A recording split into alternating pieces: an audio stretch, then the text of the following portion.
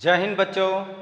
आज हम कक्षा 11 के रसायन शास्त्र विषय के अध्याय 7 के अंतर्गत रासायनिक साम्य के भाग 2 का अध्ययन करेंगे, जिसमें सर्वप्रथम है आयनिक साम्य। वैज्ञानिक फैराडे ने सभी पदार्थों को उनके जलीय विलयन में से विद्युत धारा प्रवाहित होने देने की क्षमता रखने के आधार पर दो संवर्गों में विभाजित किया। पहला है विद्युत अपघट्य, दूसरा है विद्युत अनपघट्य।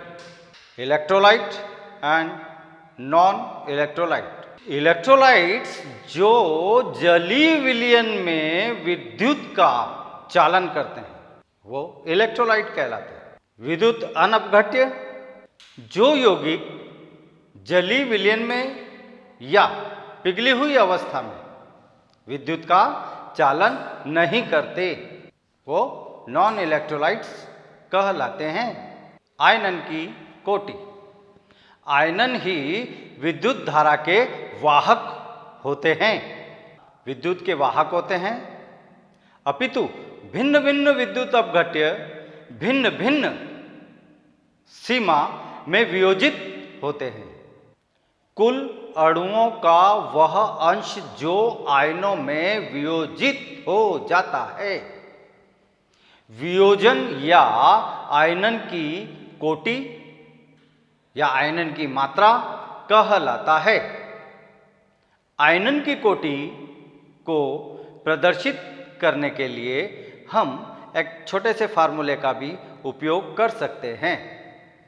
आयनन की कोटि इसे हम अल्फा द्वारा प्रदर्शित करते हैं, तो वियोजित हुए कुल मोलों की संख्या डिवाइडेड बाय लिए गए मोलों की कुल संख्या, इससे हम आयनन की कोटि निकाल सकते हैं। वियोजन की मात्रा के आधार पर फैराडे ने विद्युत अपघट्यों को दो संवर्गों में विभाजित किया, जिन्हें प्रबल विद्युत अपघट्य कहते हैं और दूसरे को दुर्बल विद्युत अपघट्य। वह विद्युत अपघट्य जो लगभग पूर्णतया वियोजित हो जाता है प्रबल विद्युत अपघट्य कहलाता है। जैसे sodium hydroxide NaOH, potassium hydroxide KOH, hydrochloric acid HCl, H2SO4, sulphuric acid salt NaCl एवं KNO3। उदाहरण बहुत से हैं, ये इनमें से कुछ उदाहरण हमने आपके सामने रखे। इसके विपरीत वे विद्युत अपघट्य जो जलीय विलयन में बहुत कम वियोजित होते हैं वे दुर्बल विद्युत अपघट्य कहलाते हैं। जैसे ammonium hydroxide NH4OH, acetic acid CH3COOH। अम्ल और क्षारकों की विभिन्न धारणाएं का अब हम अध्ययन करेंगे। अम्ल तथा क्षार की व्याख्या करने के लिए कई अवधारणाएं दी गई, जिसका संक्षिप्त विवरण निम्नलिखित है। सर्वप्रथम अहर्नियस की धारणा। अहर्नियस के सिद्धांत के अनुसार अम्ल वह पदार्थ है जो जल में घुलकर हाइड्रोजन आयन H+ मुक्त करता है। चूंकि H+ आयन अतिक्रियाशील होते हैं, तो अतिक्रियाशील होने के कारण स्वतंत्र रूप में नहीं रह सकते, इसलिए स्वतंत्र रूप में इसका जलीय विलयन में अस्तित्व नहीं होता है। यह जल के अणु के साथ संयोग करके हाइड्रोनियम आयन H3O प्लस बनाता है। उदाहरण के लिए HCl प्लस H2O। तो यह हमें रिवर्सिबल रिएक्शन के अंतर्गत देता है H3O plus plus Cl minus. यही H3O हाइड्रोनियम आयन कहलाते हैं। अतः अम्ल वह पदार्थ है जो जलीय विलयन में हाइड्रोनियम आयन H3O देता है। इसी प्रकार क्षार वह पदार्थ है जो जल में घुलकर या जल में घुलने पर हाइड्रोक्सिल आयन देता है, जैसे NaOH प्लस H2O। तो रिवर्सिबल रिएक्शन में हमें Na plus plus OH minus प्राप्त होगा। अहर्नियस की उपर्युक्त धारणा अम्ल क्षारक पदार्थों के जलीय विलयन पर ही लागू होती है। इसके द्वारा अजलीय विलयनों के अम्लीय तथा क्षारीय गुणों को नहीं समझाया जा सका। अब ब्रॉन्स्टेड-लॉरी का सिद्धांत। ब्रॉन्स्टेड-लॉरी के सिद्धांत के अनुसार अम्ल वह पदार्थ है जो किसी अन्य पदार्थ को प्रोटॉन प्रदान कर सकता है, तथा क्षारक वह पदार्थ होता है जो किसी अन्य पदार्थ से प्रोटॉन ग्रहण कर सकता है या ग्रहण करने की प्रवृत्ति रखता है। अतः अम्ल प्रोटॉन दाता तथा क्षारक प्रोटॉन ग्राही होते हैं। यहाँ इन्होंने जो हमें उदाहरण दिया वह इस प्रकार है। HCl प्लस H2O हमें रिवर्सिबल रिएक्शन के अंतर्गत H3O plus plus Cl minus प्राप्त होगा। यहाँ HCl अम्ल प्रोटॉन दाता, वहीं पर अर्थात HCl अम्ल की तरह व्यवहार कर रहा है और H2O क्षारक की तरह व्यवहार कर रहा है, जिसके अंतर्गत हमें H3O जो प्राप्त हुआ वह संयुग्मी अम्ल, और यहाँ पर जो Cl हमें प्राप्त हुआ वह संयुग्मी क्षारक की तरह व्यवहार करता है या वह संयुग्मी क्षारक है।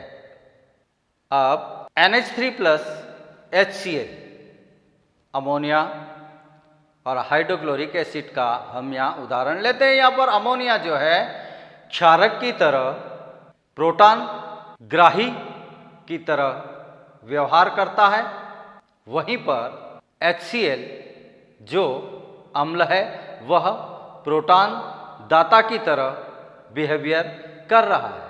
रिवर्सिबल रिएक्शन के अंतर्गत हम लिखेंगे तो हमें NH4 का एक्वा सॉल्यूशन प्राप्त होगा जो संयुग्मी अम्ल की तरह व्यवहार करता है, वहीं पर हमें Cl माइनस मिलेगा, प्लस करके Cl माइनस आयंस प्राप्त होंगे जो संयुग्मी क्षारक की तरह व्यवहार करते हैं। जल प्रोटॉन ग्राही तथा प्रोटॉन दाता दोनों की भांति व्यवहार कर सकता है, अर्थात जल प्रबल अम्ल के साथ क्षारीय एवं प्रबल क्षार के साथ अम्लीय व्यवहार प्रदर्शित करता है। अतः इसे उभयप्रोटिक विलायक या एम्फीप्रोटिक सॉल्वेंट कहा जाता है।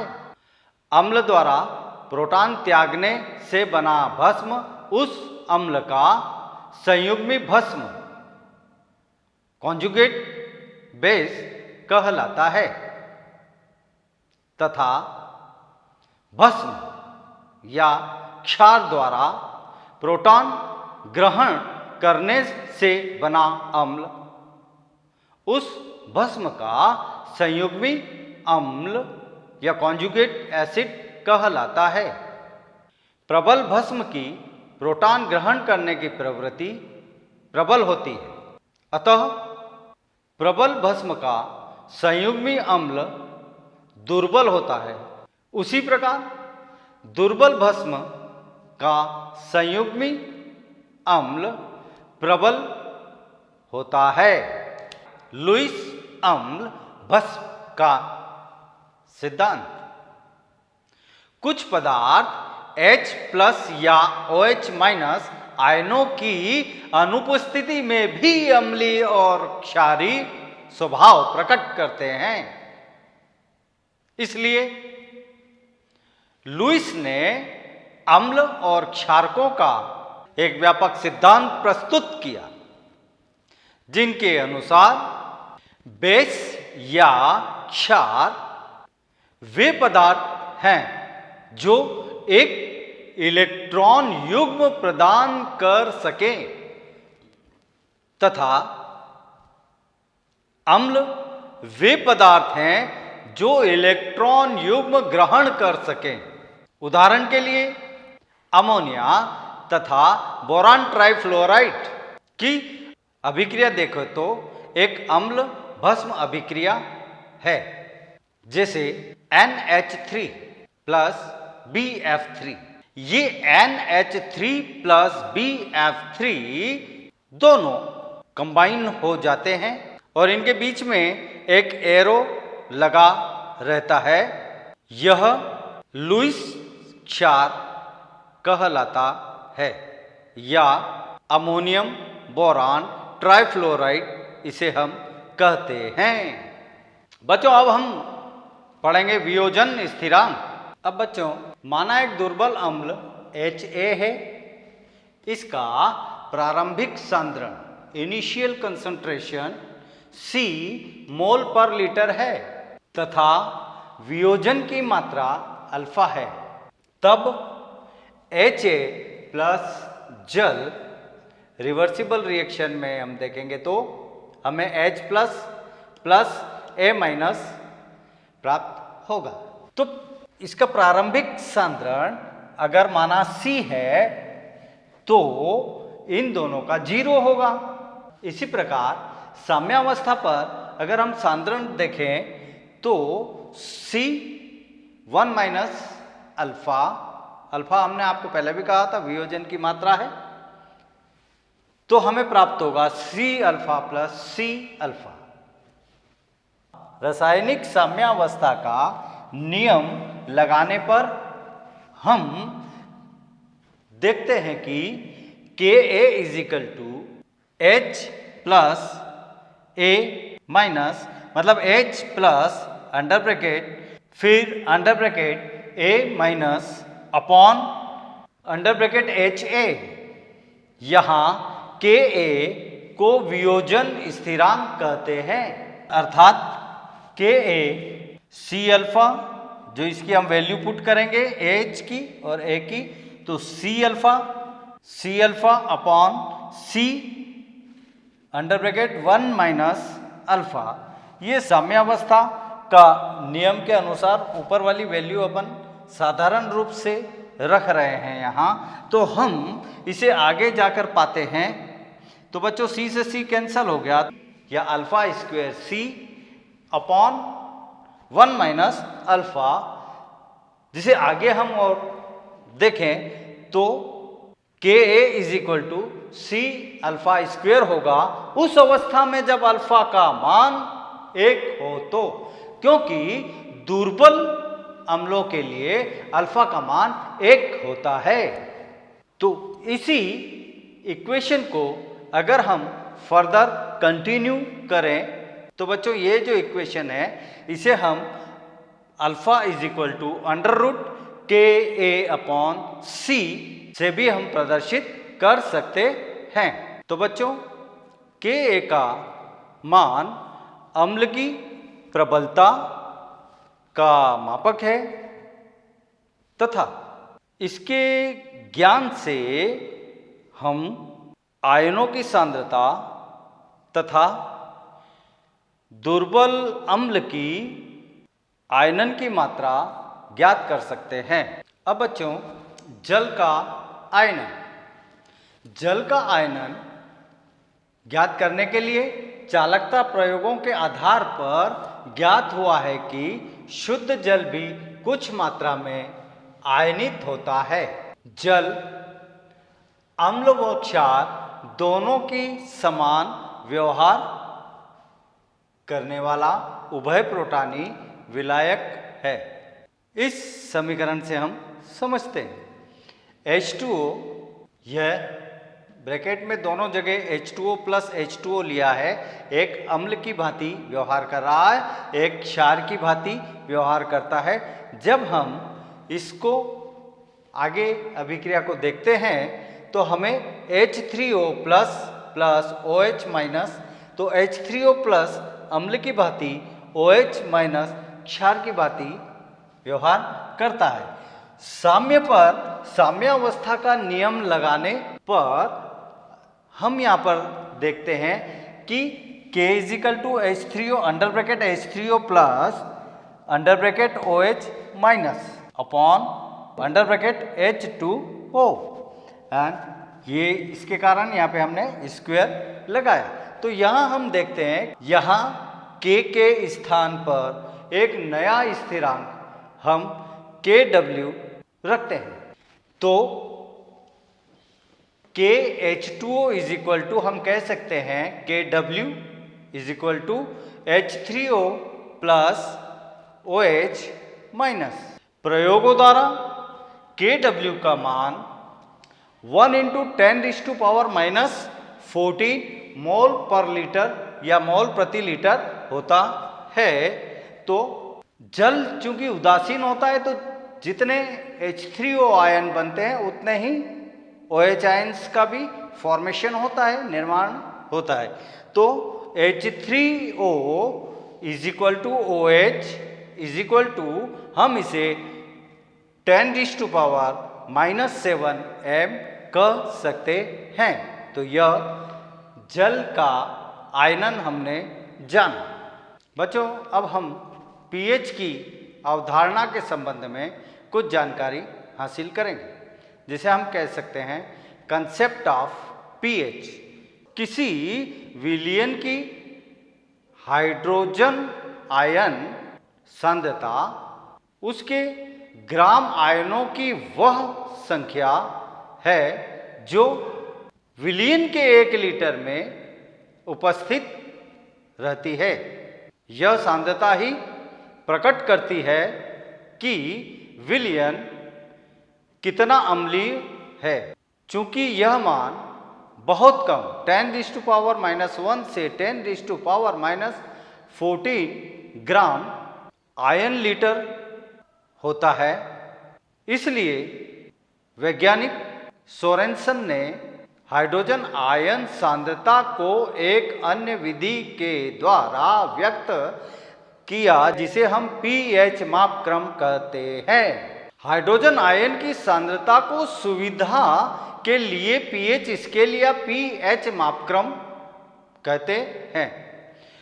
pH को हम -log पर व्यक्त करते हैं, जैसे pH is equal to -log under bracket H plus पर व्यक्त करते हैं।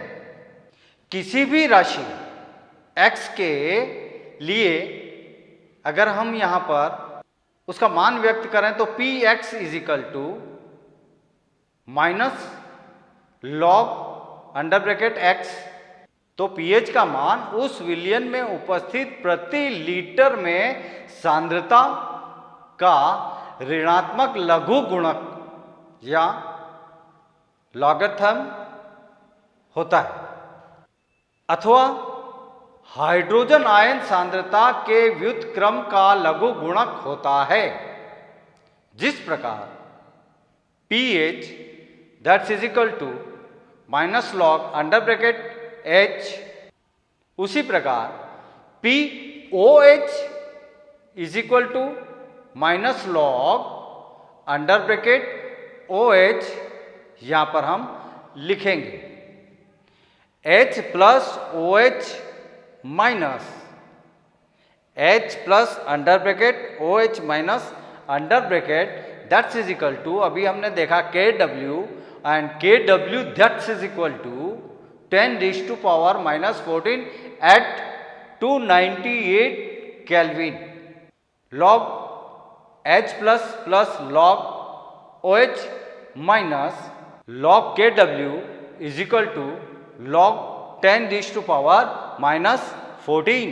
इसलिए minus log under bracket H plus minus log OH under bracket minus ये होगा log KW is equal to 14। शुद्ध जल उदासीन होता है और उसके pH का मान 7 होता है। अगर हम यहाँ एक स्केल के आधार पर देखें तो 7 से नीचे की ओर जाएंगे तो 6, 5, 4, 3, 2, 1 ये एसिडिक विलयन कहलाते हैं। उसी प्रकार 7 से 8, 9, 10, 11, 12, 13, 14, 14 वैसे मैक्सिमम माना गया है जो क्षार या भस्मों की pH होती है। इसलिए जब हम 7 से संख्या को नीचे की तरफ ले जाते हैं, जैसे 6, 5, 4, 3, 2, 1 तो अम्लीय विलयन की ओर अग्रसर होता है। उसी प्रकार से 7 से आगे की ओर ऊपरी क्रम में जाएंगे तो 8, 9, 10, 11, 12, 13, 14 क्षारीय प्रकृति प्रदर्शित करता है। अब बच्चों बफर विलयन, दुर्बल अम्ल और उनके अकार्बनिक लवण के मिश्रित विलयन अथवा दुर्बल बेस और उसके अकार्बनिक लवण के मिश्रित विलयन को बफर विलयन कहते हैं। तो बच्चों आज यहां हमने आयनन की क्षमता और प्रबल विद्युत अपघट्य, दुर्बल विद्युत अपघट्य, फेराडे की अवधारणा, अहर्नियस, ब्रांस्टेड-लोरी, लुईस आदि वैज्ञानिकों के सिद्धांतों को हमने जाना। तत्पश्चात जल का आयनन KW जल स्थिरांक के बारे में जानकारी प्राप्त करी एवं अंत में pH क्या होता है, इसे हम कहते हैं पोटेंशियल ऑफ हाइड्रोजन आयन। तो pH क्या होता है एवं बफर विलयन क्या होता है, यह जानकारी प्राप्त करी। तो बच्चों इसी के साथ स्वाभाविक जो हमारे प्रश्न बनते हैं वो निम्नानुसार हैं। पहला प्रश्न है आयनन की कोटि से आप क्या समझते हैं। अगला अम्ल और क्षार की विभिन्न अवधारणाओं के संदर्भ में अहर्नियस की अवधारणा को समझाइए। अगला ब्रांस्टेड-लोरी का सिद्धांत क्या है। अगला लुईस का अम्ल भस्म सिद्धांत समझाइए। इसी प्रकार से अगला वियोजन स्थिरांक से आप क्या समझते हैं। अगला pH की अवधारणा स्पष्ट कीजिए। अगला बफर विलयन किसे कहते हैं। तो बच्चों आज के लिए इतना ही। अगले लेसन में हम पुनः मिलते हैं। जय हिंद।